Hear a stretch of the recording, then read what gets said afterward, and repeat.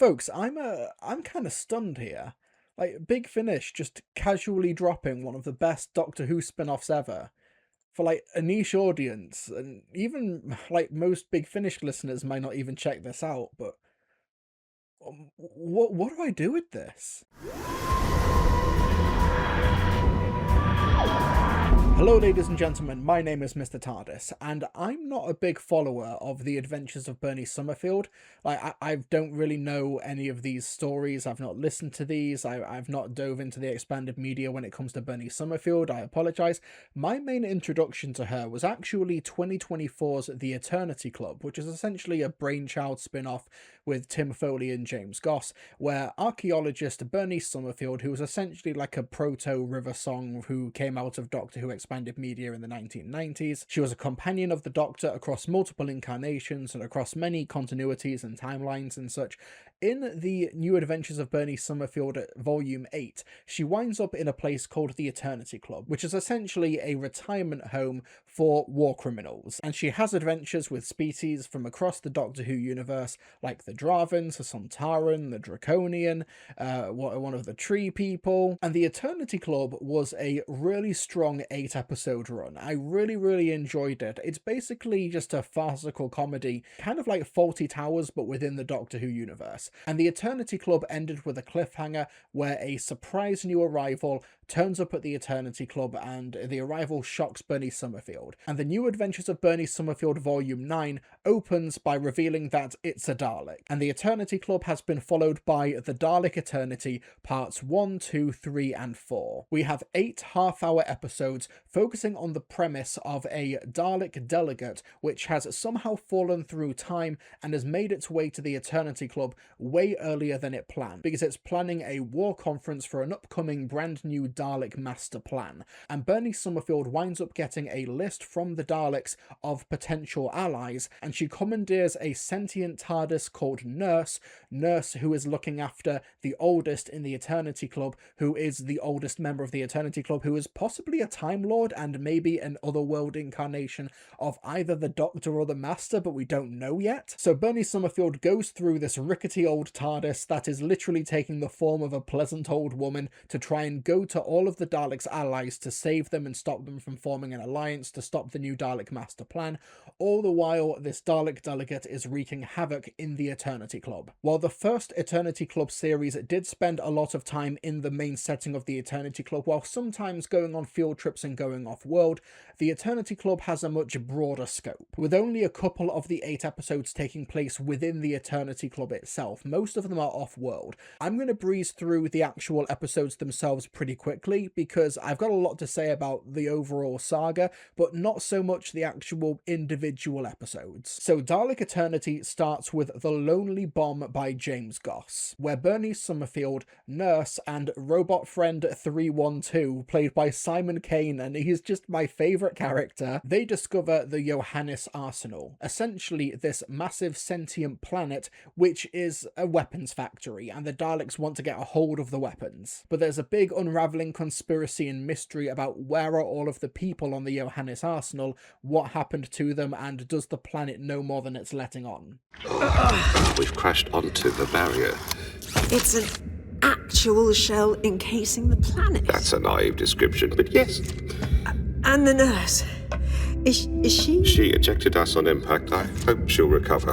My spinal implants need realigning. Explain yourselves with immediate effect. Oh, hang on. Am I being scolded by an entire planet? I am the Johannes Arsenal interface. If you do not remove yourself from my shield, protocols will be enacted. Absolutely. Quick thing. Are you now, or are you planning on, working with the Daleks? The Daleks are preparing to fight a great war. They want access to my weapons. They are not prepared to pay for them. So you're not their ally? They are waiting for me to surrender, and they can continue to wait.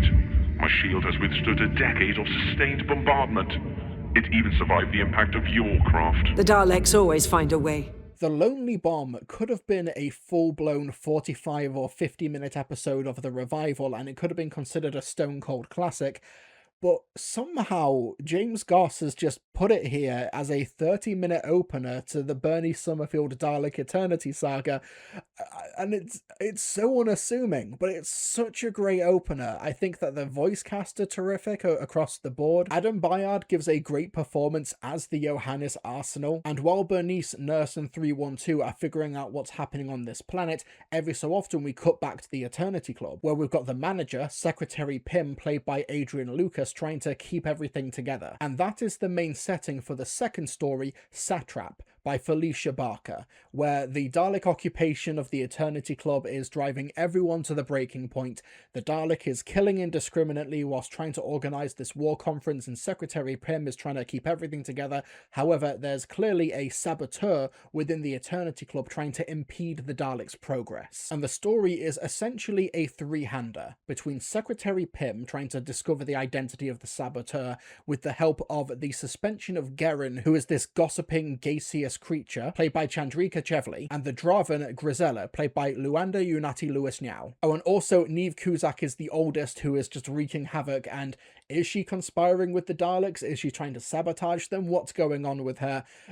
I've listened to this box set, and I still have no idea what's going on with her character, but that is part of the fun. And cards on the table here, Satrap by Felicia Barker is possibly my favourite episode of anything Doctor Who related in the year of 2025. It's such a brilliant and intimate look at what people do under fascist occupation. And Secretary Pym, who was a really cool and interesting character in the first series, becomes so much more interesting and also sympathetic, and he is playing the role of the satrap. A satrap was somebody who advised a king in empires and would prevent uprising and rebellions, and that's who Pym is here, and he sees it as being a part of the greater good in order to survive. He wants to stop this saboteur because he's worried that it will backfire and blow back on all of them. There's a full-blown philosophical debate between Grisella and Pym about surviving under fascism and the sacrifices needed and what meaningful resistance actually looks like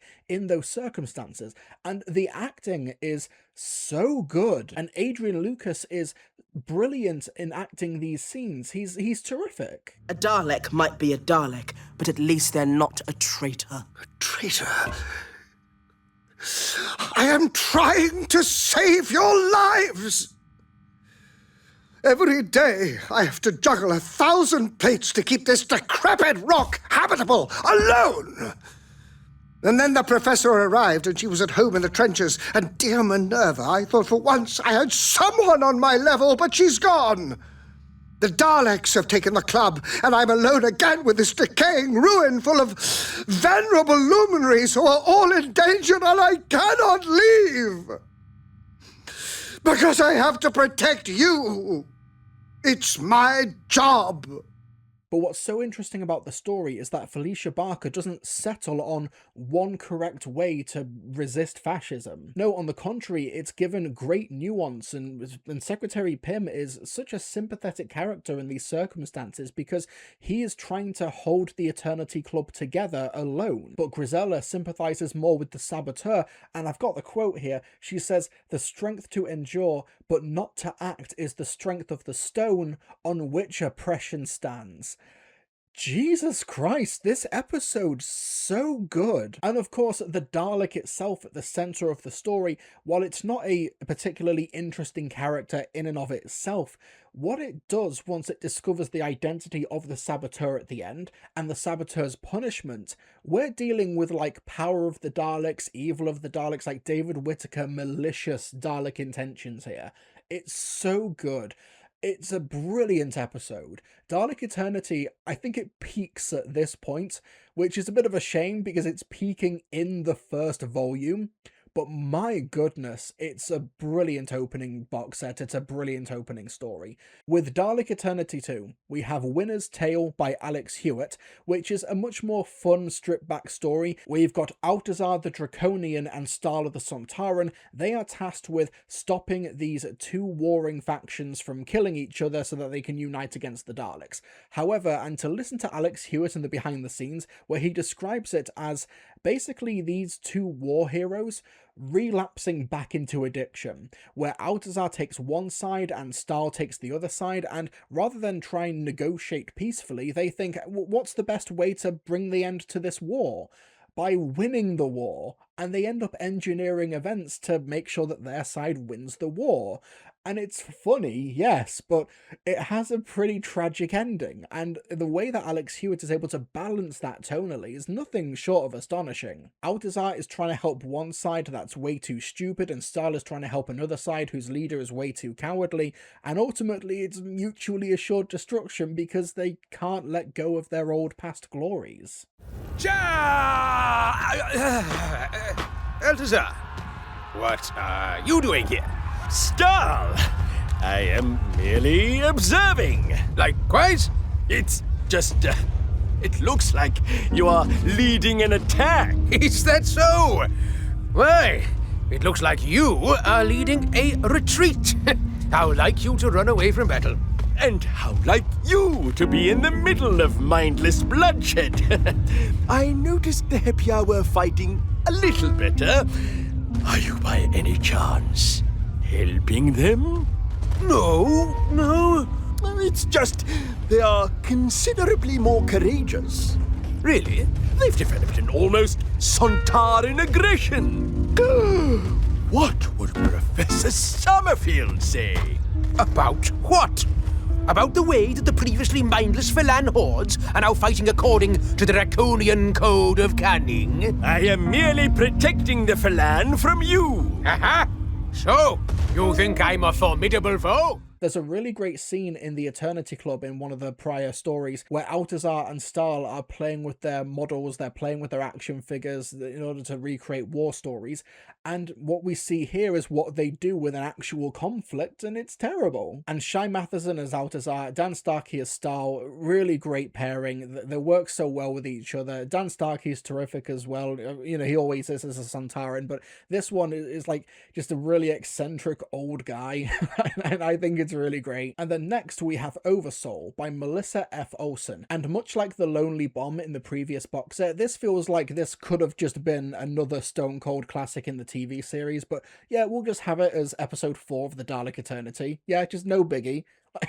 What? Bernie Summerfield goes to Lapidoro, which is this beautiful crystal world. It's gorgeous, it's really peaceful and idyllic and beautiful, and she's there to warn them that they are on the Daleks' hit list. And the people of this world worship a god called the Oversoul. And Bernice is like, okay, let me speak to this Oversoul, and then we can figure something out.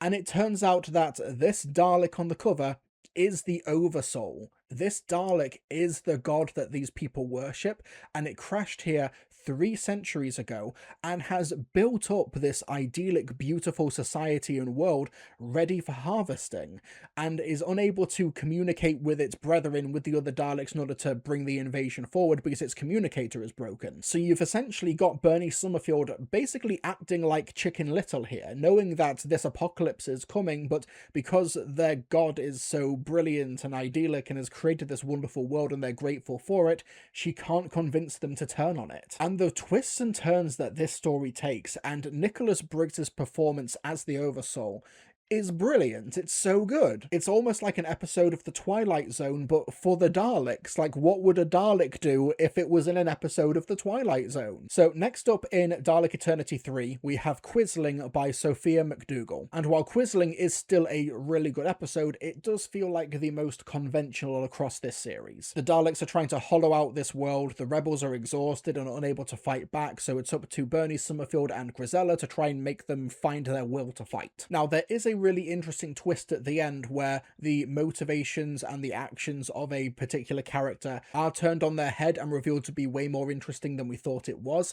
But it's a conventional Dalek invasion story. It's still really solid, it's still really entertaining, and it has a really great and impactful third act, but it does kind of feel like it feels like it's kind of lost in the shuffle of the other 8 episodes, because it's just a conventional Dalek invasion story. I do think it's a really good story for Bernie Summerfield, however, somebody whose life has been dictated and shaped by the Daleks, and what is she trying to do to fight back against that? And where exactly is that invisible line between resistance and resulting capitulation. And next up we have We Don't Talk About Mavic Chen by Tim Foley, where we meet the nephew of Mavic Chen from the Daleks' master plan in the 1960s, Sidney Chen, played by Alistair Tuvey. And Sidney Chen is a massive Dalek fanboy. Like, he doesn't love the Daleks in terms of like their ideology and what they do. He just loves their design and loves collecting them. And he loves collecting the action figures and the models and the memorabilia, including but not limited to this non-existent red and blue Dalek from the Target novel cover of the Daleks' master plan, which was never actually in the story, and fans have just basically Mandela affected themselves into thinking that it was real. Sidney has a bodyguard called David, who he makes wear a Roboman helmet from the Daleks' 22nd century invasion, and Bernie Summerfield is there to try and talk him out of potentially aligning with the Daleks. All the while, Sidney is just not here for any of it and would rather just sit at home and watch his recreations of lost Dalek stories, as he's safe in his giant castle on the planet of Kemble. Up-to-date Piper Flames!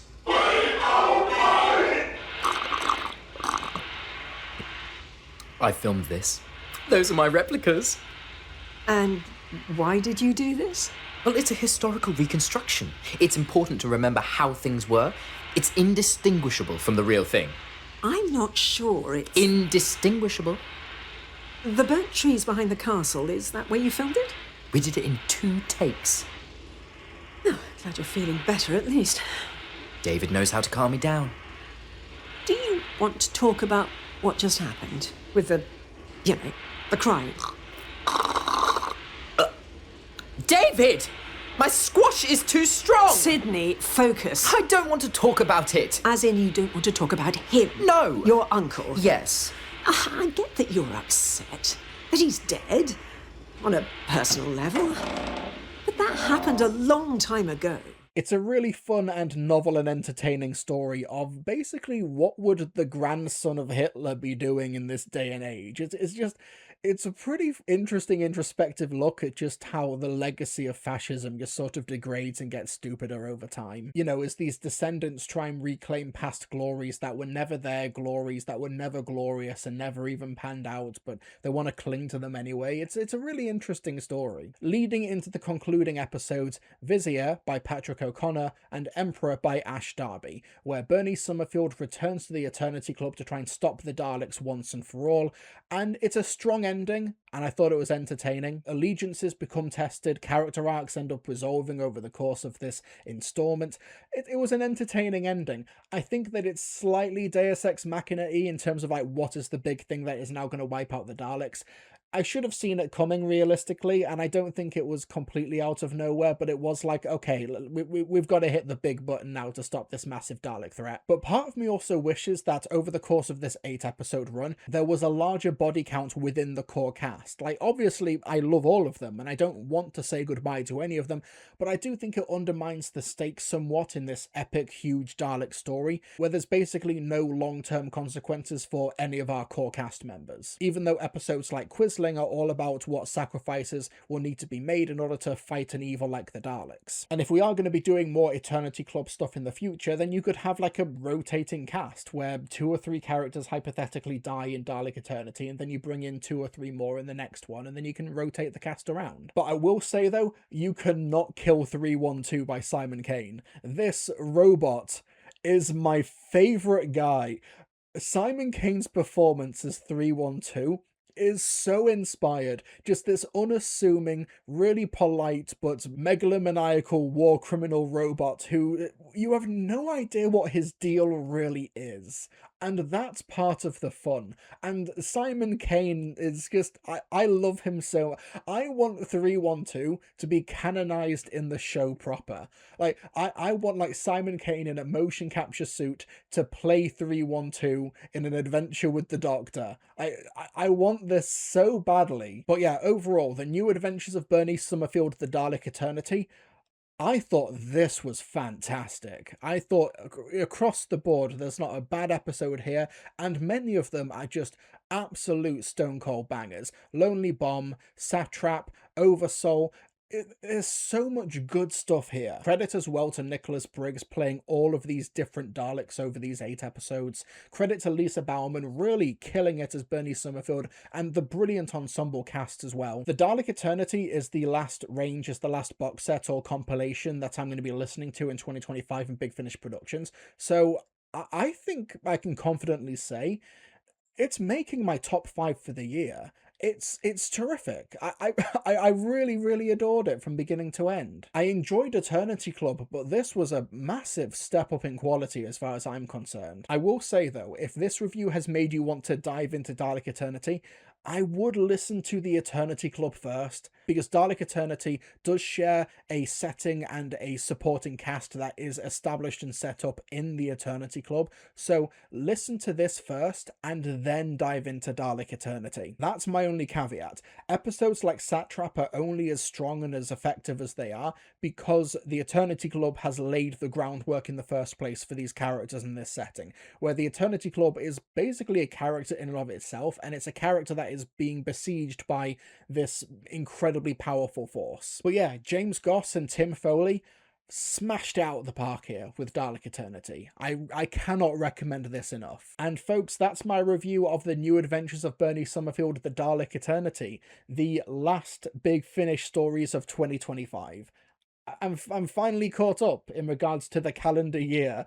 Thank you so much for watching this review. Hit subscribe, like, leave a comment down below, all that good stuff. And folks, I'll see you all next time.